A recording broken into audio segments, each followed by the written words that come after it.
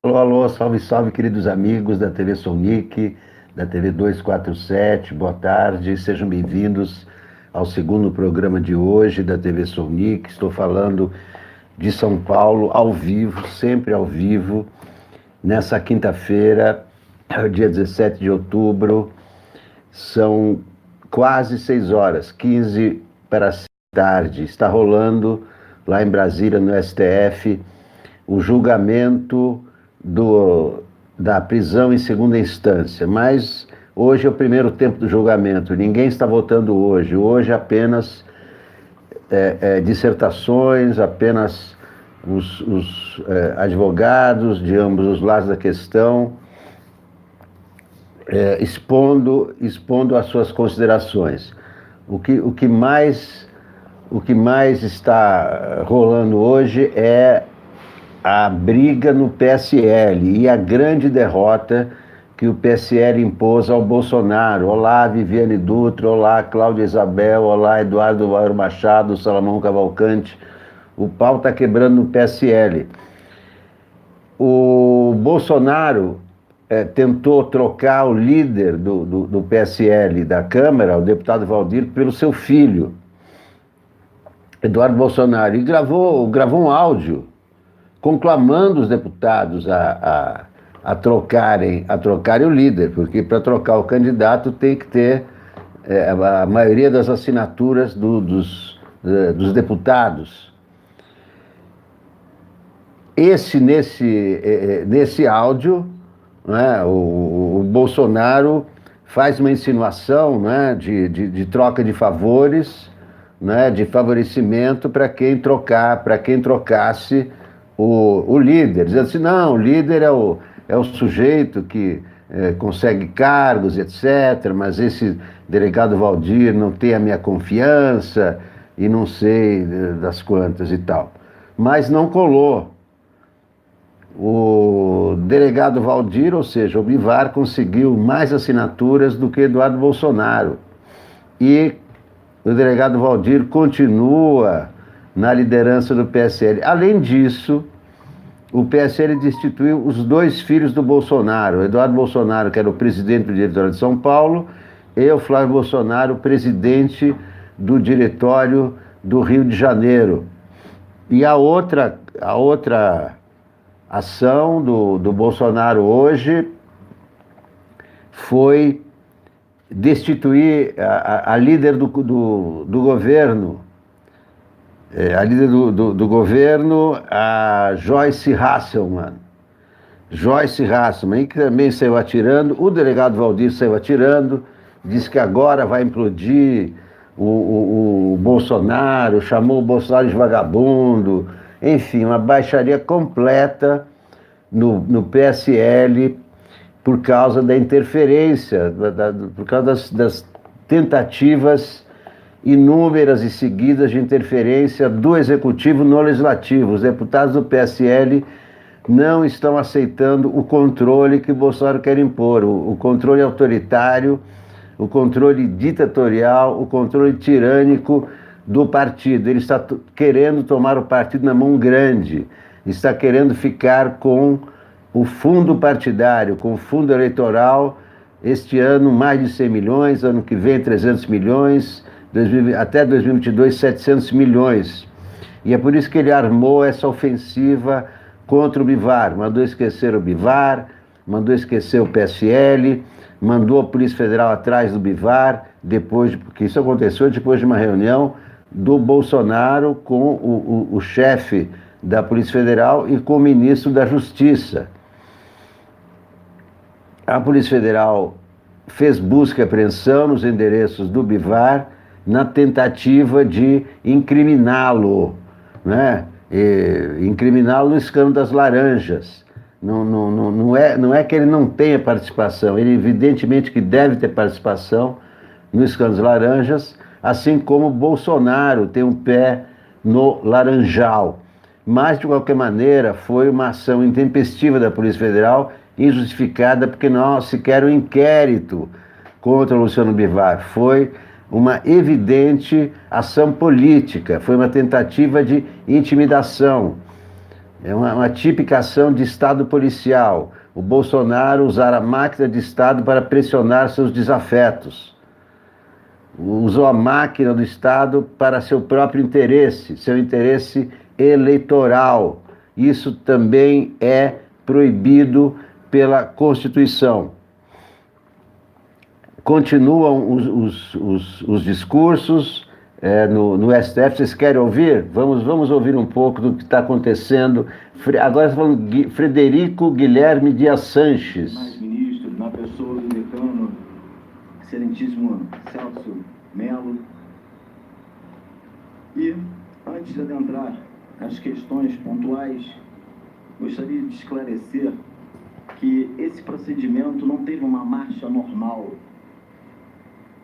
Estranhamente, o procedimento, quando foi julgado, não foi de pronto feito o acórdão, sendo necessário uma petição do Instituto do IADP, direcionada ao ministro Marco Aurélio, para que determinasse os autos à presidência, à época da ministra Carmen Lúcia, para que fosse feito notas taquigráficas do julgamento desse procedimento. Passado essas notas taquigráficas, nós opusemos embargos de declaração, uma vez que nos autos, nas notas taquigráficas, o ministro Gilmar Mendes, no seu discurso, no decorrer de sua sustentação, posicionava claramente ser favorável a liminar. Contudo, no dispositivo, acabou negando a liminar. Terá nessa oportunidade, no julgamento definitivo desse procedimento, rever essa questão.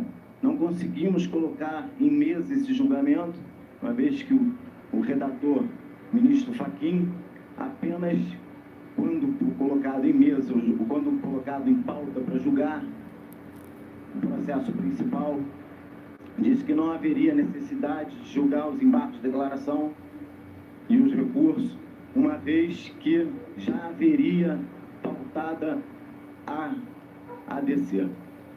Passada essa questão toda, cumprimento os advogados presentes e parabenizo todos que me sucederam, pois praticamente fiquei sem argumento para falar com vossas excelências.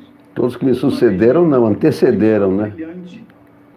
Destacaram que a Constituição Federal está sendo vilipendiada se for declarada a inconstitucionalidade do artigo 283 do CPT.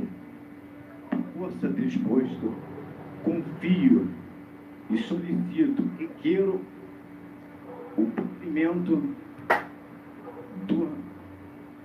das ADCs, bem como destaco que não adianta trazer constituições de fora, bem como leis do Instituto comparado, uma vez que a lei da Espanha, por exemplo, temos lá que a prisão pode ser substituída por privativa de liberdade, por restritivo de direito, até 9 anos, o que no Brasil são 4 anos. Feitas essas considerações todas, devido ao avançado do tempo e o horário do avião, não tenho muito tempo para terminar de falar, reitero mais uma vez o provimento do julgamento das ADCs e declarando a constitucionalidade, uma vez que não é possível tornar inconstitucional cláusula pétrea. Caso contrário, estaremos também fatalmente rasgando a Constituição na sua plenitude, uma vez que no artigo 1º da Constituição Federal aponta que todo o poder emana do povo e o povo elege seus deputados e congressistas para fazer as leis, não cabendo ao Supremo Tribunal Federal, salvo o melhor juízo de valor, flexibilizar a nossa Constituição, que é uma Constituição rígida, para, então... Fraquinho esse advogado, né? Esse direito...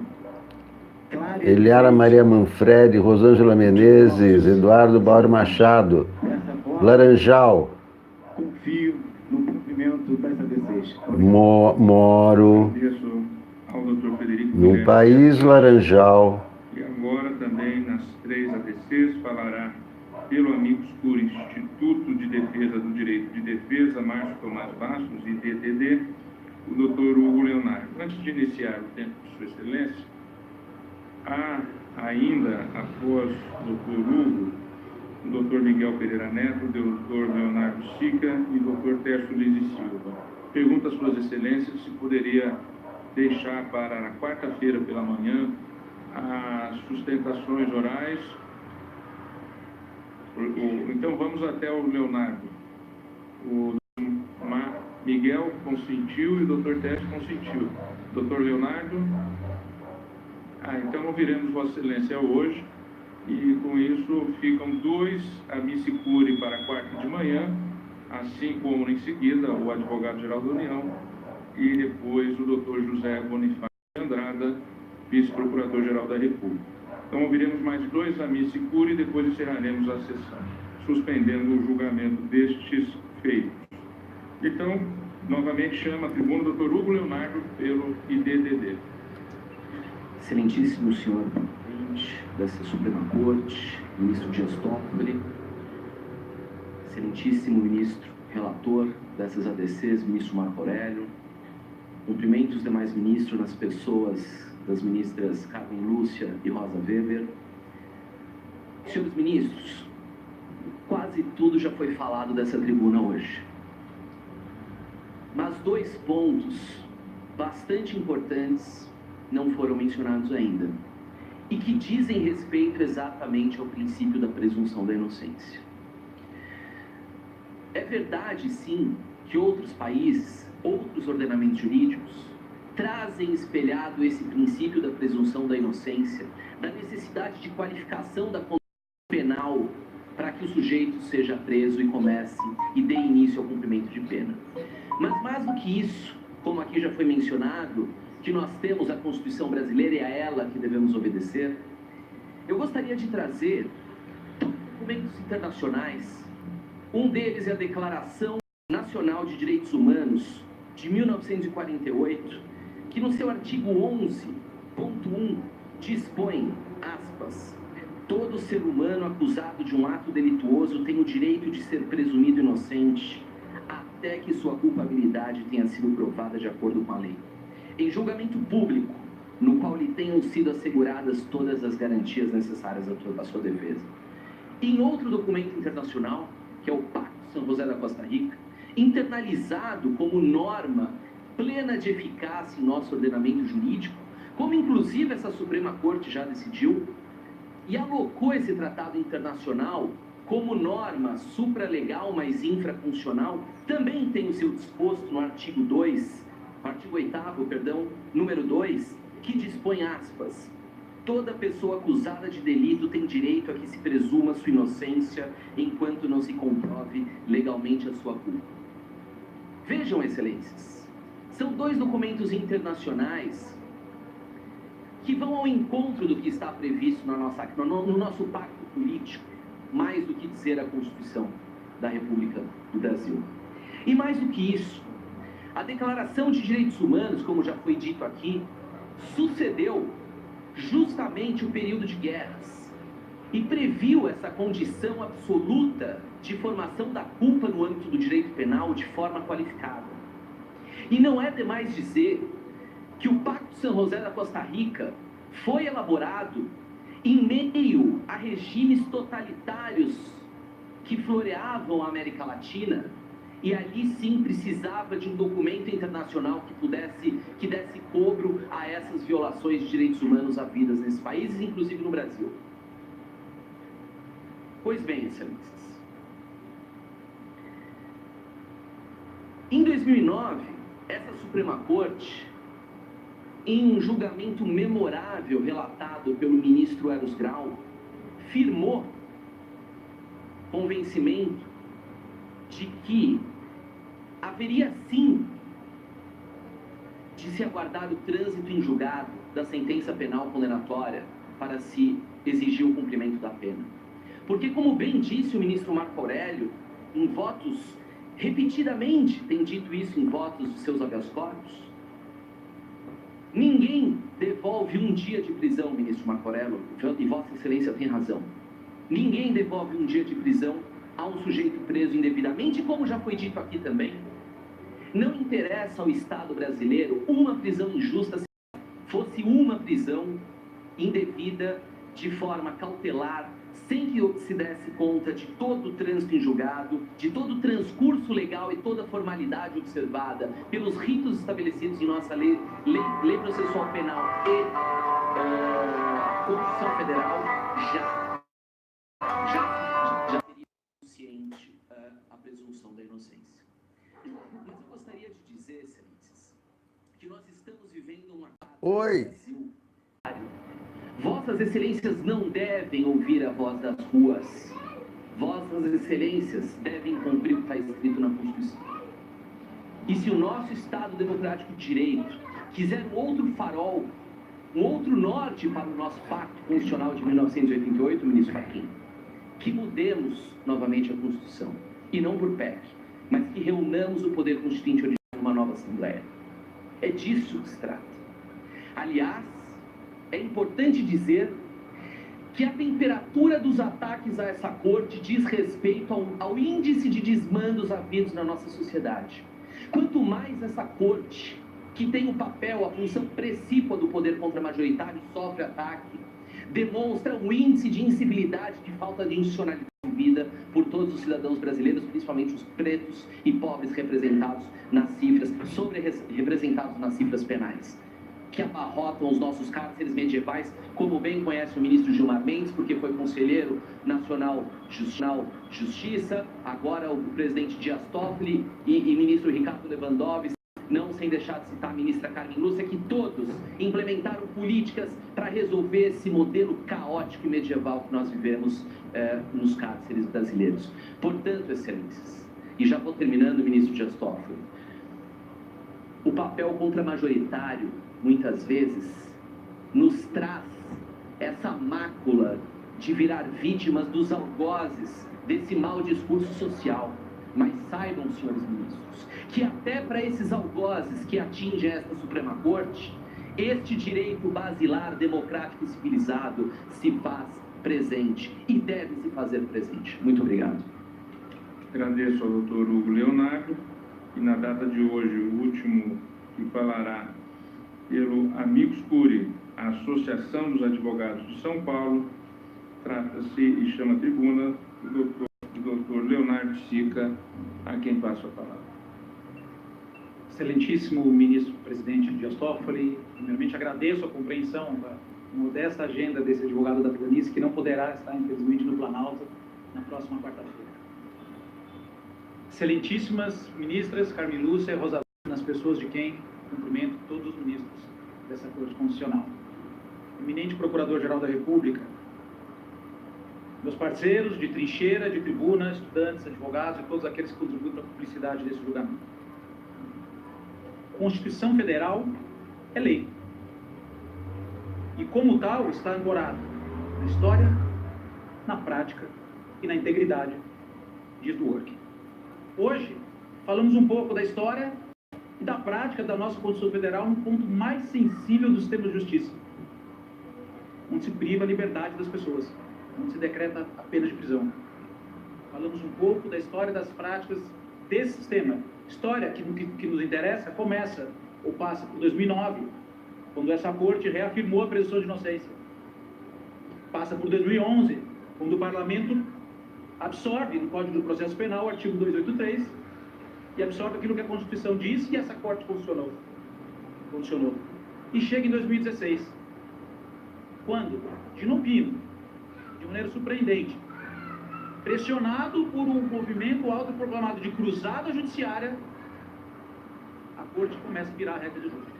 A regra do jogo é virada sem seguir sequer o jogo. Por isso, falei de história, falei de prática, esse julgamento diz respeito à integridade da Constituição Federal.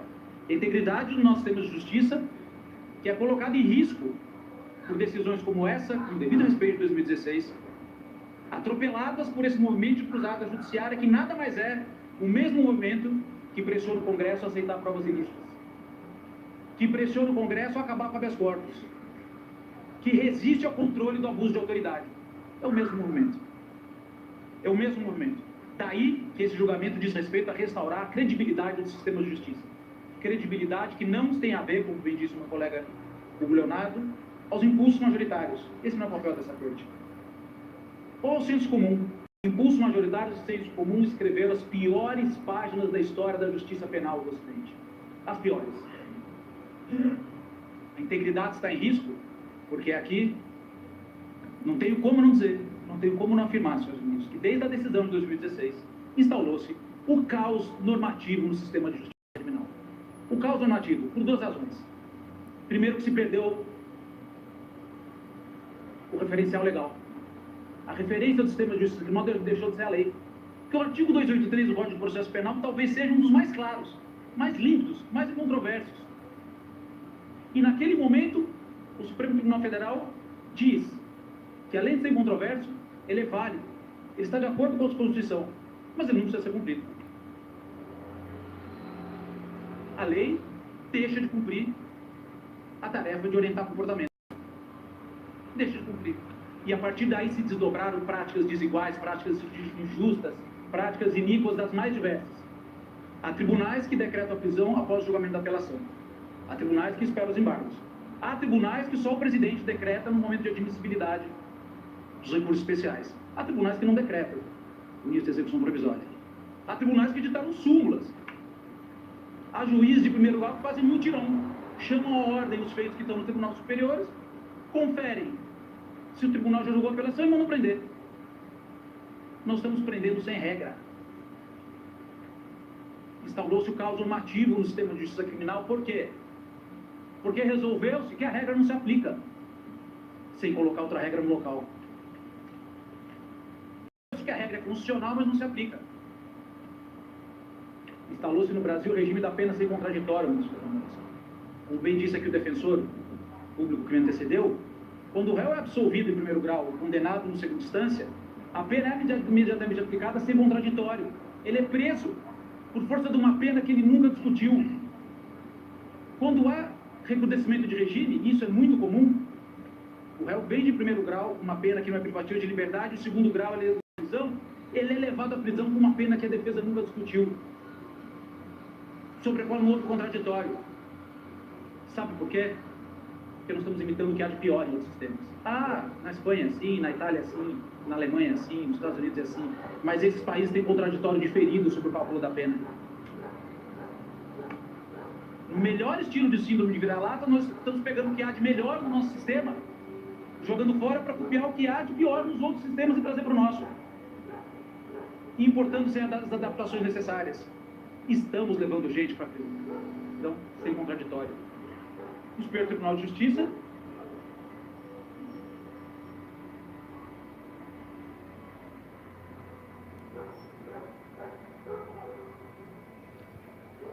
Opa, deu uma travada na transmissão do STF. Alô, alô, STF. Vamos ver se a conexão volta. Ah, voltou. O Tribunal de Justiça Voltou. pacificou que a pena restritiva de direito não é passível de execução provisória, mas a pena de prisão é. Vá lá explicar isso para alguém, senhores ministros. Vá lá explicar isso para um cidadão. A pena alternativa não pode ser executada, mas a de prisão pode. Daí que eu falo, sem medo de errar, sem hesitação, do caos normativo instalado a partir das decisões de 2016 e 2017. Desorientação normativa, práticas desiguais e aonde? No ponto mais grave, mais sensível do nosso sistema de justiça, que é a privação de liberdade. Voltamos, senhores ministros, a uma situação pré-2009, porque em 2009 não se executava a pena automaticamente. Agora, trocamos a prudência dos tribunais pelo automatismo. De fato, parto para o encerramento, senhor ministro, houve problemas. Há casos ali, alguns lembrarão do jornalista que matou e não foi preso, que matou a namorada, mas são exceções. Esquecem-se de lembrar que em histórias e práticas De 2010 para cá, houve uma série de aperfeiçoamentos do sistema de justiça. Regras de prescrição foram modificadas, processo judicial eletrônico, regras de colaboração, lei de lavagem de dinheiro, lei de corrupção, lei de organização criminosa tornaram o sistema de justiça criminal mais efetivo. Esse Superior Tribunal Federal, o Supremo Tribunal de Justiça, julga em menos de um ano hoje em dia um recurso. Então não é verdade que o que está se decidindo a respeito à funcionalidade do sistema de justiça. O ministro Dias Toffoli bem lembrou aqui o começo. O judiciário trabalha e trabalha bem. Por fim, presidente Dias Toffoli, não é verdade que esse julgamento diz respeito à impunidade. Quando em 2016 a regra do jogo foi virada, o Brasil tinha uma das maiores populações carcerárias do mundo, então estávamos punindo. Não só isso, empresários mais importantes, mais poderosos estavam presos, políticos, governadores, deputados, parlamentares estavam presos, sem que houvesse mudança na regra da presunção de inocência. Então não é verdade que a mudança dessa regra diz respeito. É arrogância, é desprezo, o esforço de todos aqueles que implementaram esse conjunto de mudanças da última década que tornaram o sistema mais efetivo, que o julgamento de hoje diz respeito com a efetividade. O julgamento de hoje, ministra Carmen Lúcia, diz respeito com o tamanho da nossa Constituição Federal. E o que a Associação dos Advogados pede, agradecendo mais uma vez pela oportunidade de falar nesse sagrado plenário, é que Vossas Excelências constituam a integridade da Constituição Federal. Não deixe que ela se aplique. E dê provimento à ação declaratória número 43. Problemas complexos, às vezes, têm solução simples. Basta manter a regra tal qual está escrita. Muito obrigado pela atenção. Agradeço ao Dr. Leonardo Sica. Antes de suspender o julgamento, gostaria de cumprimentar a todos os eminentes advogados pelas sustentações orais formuladas. Todas engrandecem e honram esta corte pela qualidade proferida. Mas, mais que tudo, não posso deixar de cumprimentar e registrar o relatório do ministro Marco Aurélio, um relatório circunstanciado, aprofundado, e no qual Sua Excelência registrou aquilo que deveria registrar. Mas digo com toda a admiração pessoalmente que o fez com um devido respeito, que isso aumenta a minha admiração por Vossa Excelência. Obrigado. Esse julgamento terá continuidade na próxima quarta-feira, na sessão extraordinária convocada para as 9h30, com as manifestações do Dr. Miguel, do Dr. Tércio, do advogado-geral e do vice-procurador-geral da República, e depois partiremos aos votos. Agradecendo a presença de todos, declaro encerrada a presente sessão. Então é isso aí. É isso aí. Foi uma sessão só de depoimentos, uma sessão opinativa, falaram vários representantes de várias instituições e a maioria, é claro, defendendo a Constituição, defendendo a lei. O que está acontecendo? Só uma explicação rapidinha.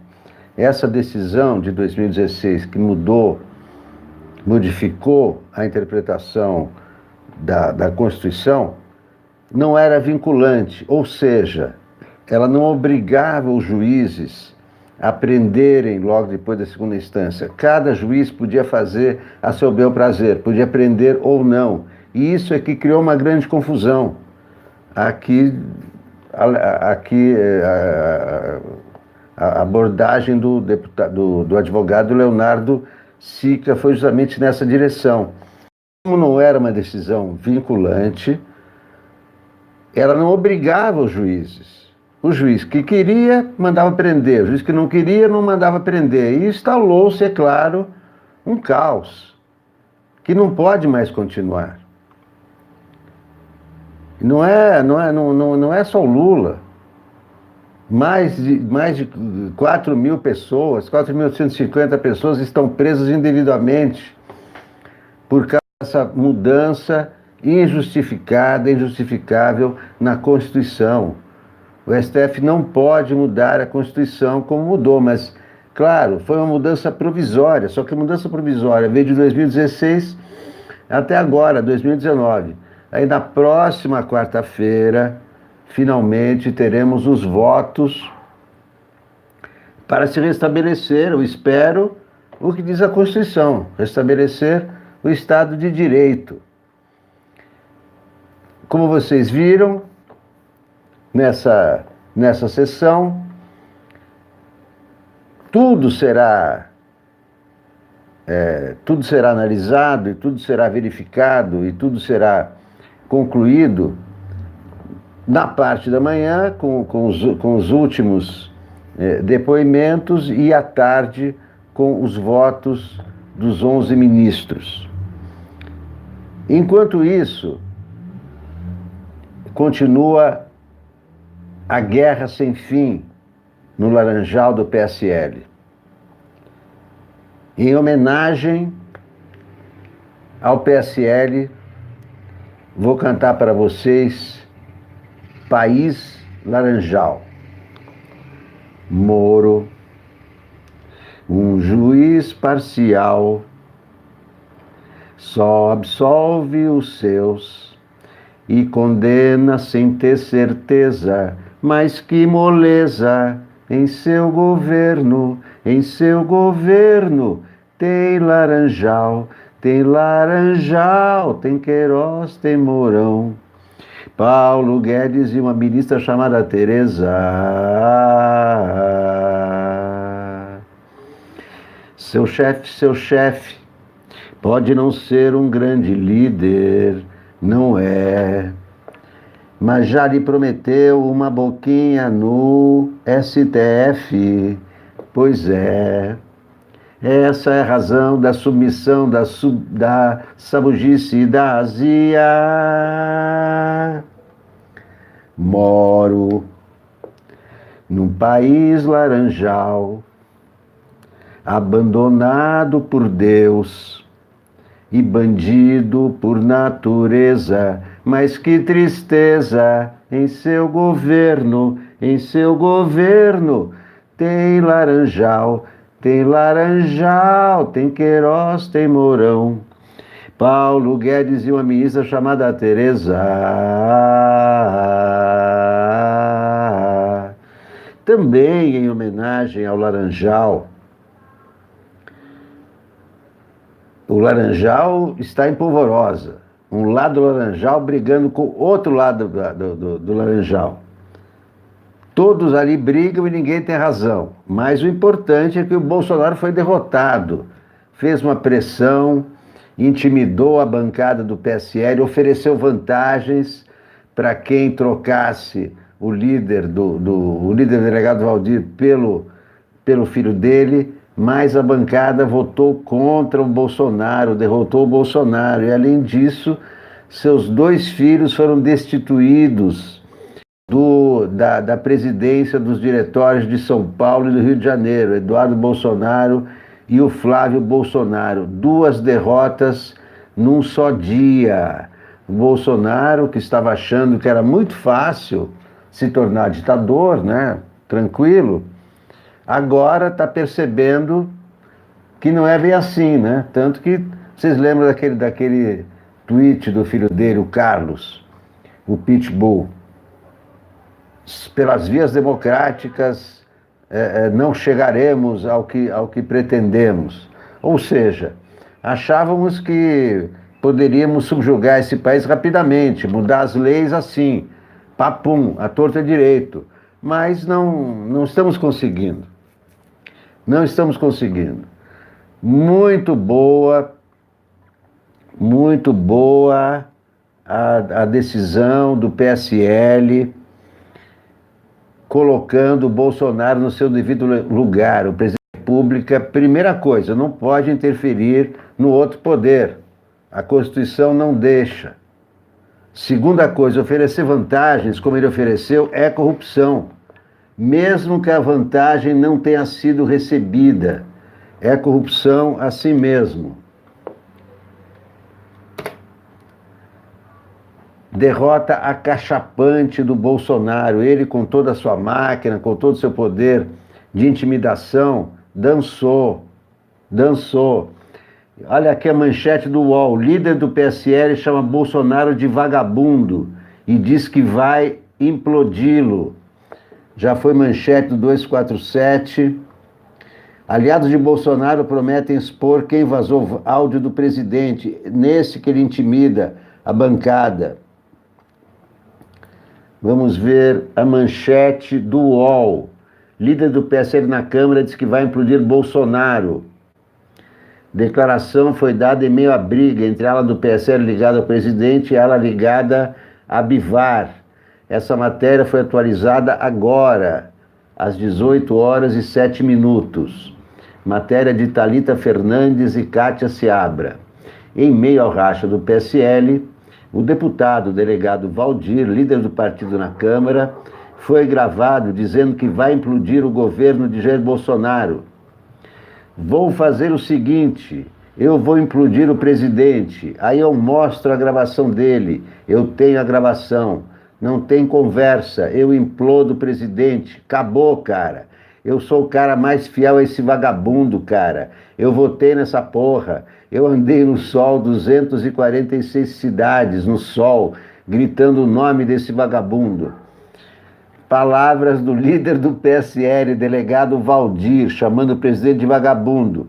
Vai trabalhar, Bolsonaro, vai trabalhar, criatura. Deus não ajuda quem ama a ditadura.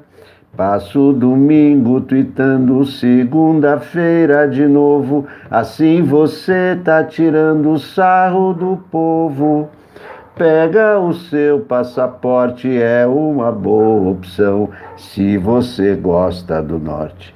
Vai lá então, vai lá morar com o Trump, vai lá caçar colavão. Essa não é sua praia, não vai dar não.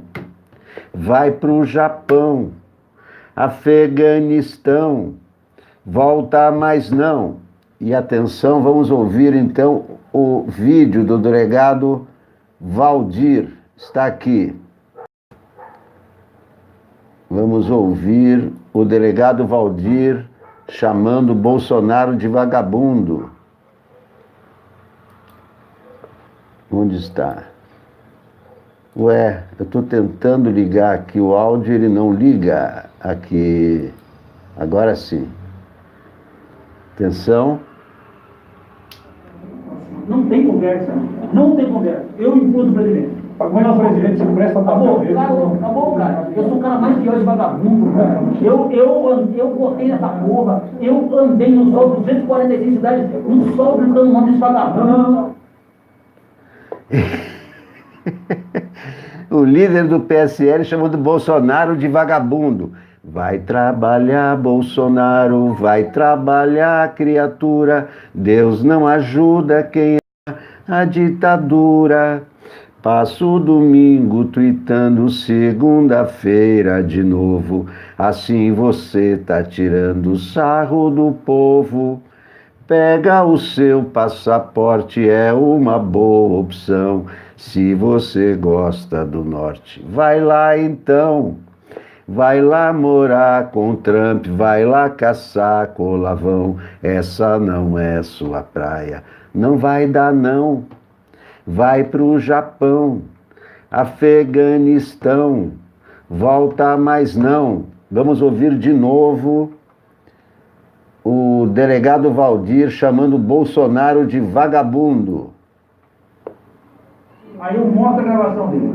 Eu tenho a gravação. Não tem conversa. Não tem conversa. Eu implodo o presidente. Mas o presidente se presta pra morrer. Acabou, cara. Eu sou o cara mais pior de vagabundo, cara. Eu botei nessa porra. Eu andei no sol 246 cidades, no sol gritando o nome desse vagabundo. De novo. Repita. Eu vou implodir o presidente. Aí eu mostro a gravação dele. Eu tenho a gravação. Não tem conversa. Não tem conversa. Eu implodo o presidente. Mas o presidente se presta pra morrer. Acabou, cara. Eu sou o cara mais pior de vagabundo, cara. Eu botei nessa porra. Eu andei no sol 246 cidades, no sol gritando o nome desse vagabundo. Delegado Valdir. Repita, vamos ouvir de novo. Eu vou implodir o presidente. Aí eu mostro a gravação dele. Eu tenho a gravação. Não tem conversa. Não tem conversa. Eu implodo o presidente. Mas o presidente se presta pra morrer. Acabou, cara. Eu sou o cara mais pior de vagabundo, cara. Eu botei nessa porra. Eu andei no sol 246 cidades, no sol gritando o nome desse vagabundo. Meu Deus do céu, que partido é? O delegado Valdir é aquele cara que anda armado, com pistola na cintura.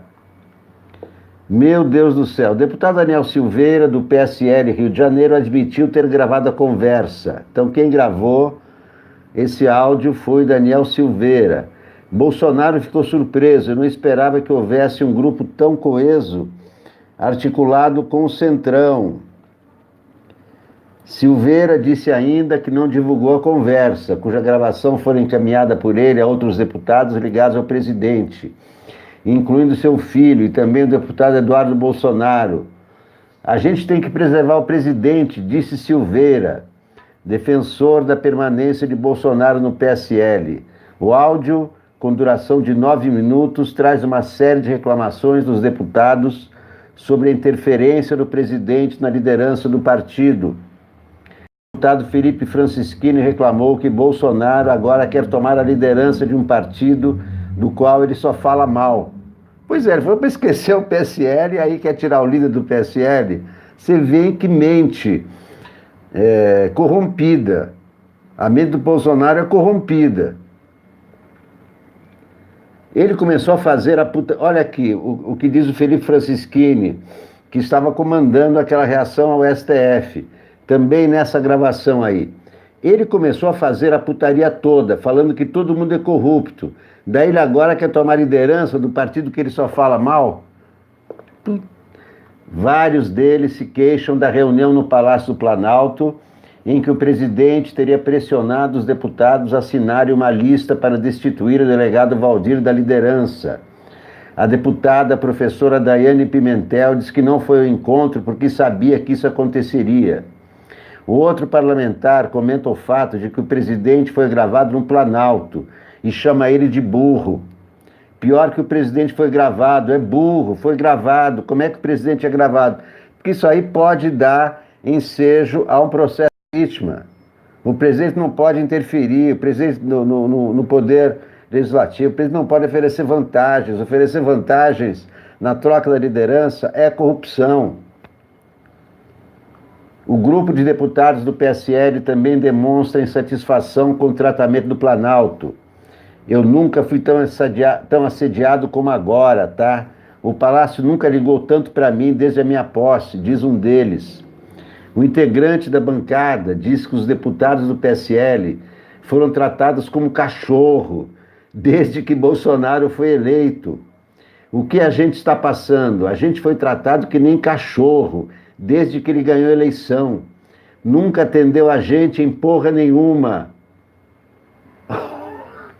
Esses são os deputados do PSL falando do Bolsonaro. Não é só o delegado Valdir, são os outros deputados. Então, nesta quinta-feira, diz a matéria do UOL, o presidente Bolsonaro sofreu 2 importantes derrotas. A primeira foi a permanência do delegado Valdir como líder do PSL na Câmara. Um dia antes, com a ajuda de Bolsonaro, aliados do Palácio do Planalto tentaram destituir Valdir do cargo e substituí-lo pelo deputado Eduardo Bolsonaro. Antes de confirmar a permanência de Valdir, a Secretaria-Geral da Mesa da Câmara conferiu as assinaturas das 3 listas protocoladas na noite de ontem. 2 delas apresentadas pela ala bolsonarista do PSL. Segundo deputados, o presidente atuou pessoalmente para influir no processo. Em outro capítulo da guerra aberta no PSL, Bivar destituiu Eduardo e o senador Flávio Bolsonaro dos comandos da legenda em São Paulo e no Rio de Janeiro. Outra aliada de Bolsonaro, a deputada Bia Kicis, também foi removida da presidência do PSL no Distrito Federal. Num contragolpe, contrariado com o fato de a deputada Joyce Hasselmann ter assinado a lista de apoio à manutenção do delegado Valdir como líder do partido, Bolsonaro decidiu retirar a parlamentar da liderança do governo no Congresso. Nas redes sociais, Fábio Weingarten, secretário especial de comunicação da presidência, publicou um tweet, sem mencionar a crise do PSL, destacando a força popular de Bolsonaro. Força popular de Bolsonaro. Cadê a força popular de Bolsonaro? Quem representa o povo são os deputados. Bolsonaro está sendo chamado de vagabundo pelos deputados do seu partido, dizendo que nunca fez nada, dizendo que ele trata os deputados do PSL como cachorro. Isso é um motim no PSL. 2 derrotas no mesmo dia. PSL derrota Bolsonaro 2 vezes no mesmo dia. Isso é recorde. Nunca aconteceu uma coisa dessa na República Brasileira. O presidente que interfere no funcionamento do poder Legislativo, na Câmara dos Deputados, oferece vantagens, o que é corrupção, se deixa gravar no áudio e é derrotado. 2 derrotas num só dia. 2 derrotas num só dia. O esquema das candidaturas laranjas do PSL, caso revelado pela Folha, uma série de publicações desde o início do ano, é que é o estopim de tudo isso, é o laranjal. O escândalo dos laranjas já derrubou o ministro Gustavo Bebiano. O Gustavo Bebiano, que vivia advogando, se aliou a Bolsonaro e acabou chorando, acabou chorando. Bebiano teve um triste fim. Bolsonarista acaba mesmo assim. Chupado até virar bagaço, acabou palhaço como o Arlequim. Tan, tan, tan. Na semana passada, Bolsonaro requereu a Bivar a realização de uma auditoria externa nas contas da legenda. Isso é bom que é o retrospecto, para a gente não perder a sequência dos fatos. A ideia tem sido de usar eventuais irregularidades nos documentos como justa causa para uma desfiliação de deputados da sigla, o que evitaria a perda de mandato. O episódio, no entanto, criou uma disputa interna na sigla, com ameaça inclusive de expulsões. Aliados, Bolsonaro tem dito que só oficializará a saída do PSL caso consiga viabilizar a migração segura de cerca de 20 deputados do PSL de uma bancada de 53 para outra sigla. Nos bastidores, esses parlamentares já aceitam abrir mão do fundo partidário do PSL em troca de uma desfiliação sem a perda do mandato. A previsão é de que o PSL receba 110 milhões de reais de recursos públicos em 2019, a maior fatia entre todas as legendas. A lei permite, em algumas situações, que o parlamentar mude de partido sem risco de perder o mandato, entre elas, mudança substancial e desvio reiterado no programa partidário e grave discriminação política pessoal. Nada disso eles podem alegar em relação ao PSL. Na noite de quarta-feira, a ala bolsonarista entregou uma lista com 27 assinaturas para tirar o deputado delegado Valdiro do comando da bancada. Pouco depois, a ala bivarista apresentou sua própria lista com 31 deputados. Os aliados do presidente apresentaram outra lista com 27 nomes. Segundo a Secretaria-Geral, das 27 assinaturas da primeira lista, 26 conferiram. Na lista dos apoiadores de Valdir, dos 39 nomes, 29 foram confirmados. E da terceira, dos 27 nomes, 24 conferiram. A assinatura é comparada com o cartão de assinatura do deputado. Esse foi mais um episódio da guerra de foice dentro do PSL. Muito obrigado a todos por terem assistido esse programa. Logo mais às 20 horas estarei na TV 247 para Boa Noite 247. E, se possível, depois do programa farei mais uma transmissão da TV Sou Nick. Muito obrigado a todos e até mais.